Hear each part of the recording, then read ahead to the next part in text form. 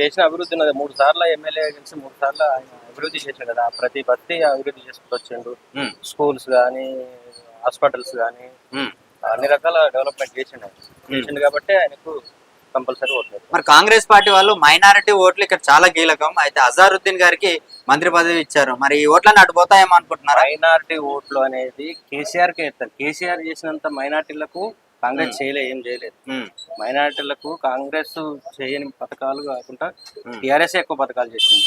TRS Shaadi Mubarak కానీ, కళ్యాణ లక్ష్మి కానీ, తర్వాత వాళ్ళకు బస్తీ దవాఖానాలు కానీ అన్ని రకాల కేసీఆర్ చేసింది. అదే సునీతమ్మ గారికి మరి రాజకీయ అనుభవం లేదు, ఎందుకని వేయాలి ఆమె అంటున్నారు.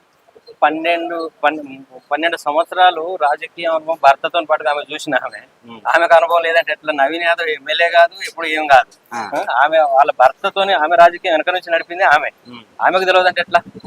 అది మరి ఏడుస్తే కూడా డ్రామాలు చేస్తుంది అని చెప్పేసి అంటా ఉన్నారు. 6 నెలలు అయితే లేదు భర్త చచ్చిపోయి, ఏడవకపోతే ఏం చేస్తారు?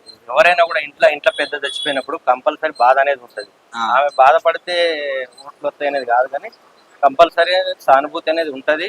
ఆమె గెలుస్తుంది. ఆమె వాళ్ళ పిల్లలు ఉన్నారు, వెనక నుంచి పిల్లలు నడిపిస్తారు. పార్టీ ఉన్నది. పార్టీ కేటీఆర్ గారు కానీ, హరీష్ రావు కానీ, కేసీఆర్ కానీ ఏం చేయాలనేది, ఎక్కడ ఏం చేయాలనేది వాళ్ళకి డెవలప్మెంట్ తెలుసు కాబట్టి ఆమె అడుగుతుంది. కాన్స్టిట్యూన్సీలో నాకు ఈ పని ఉన్నది, ఆ పని ఉన్నది అని చెప్పంటే కంపల్సరీ వాళ్ళు ఆ పనులు చేసి పెడతారు.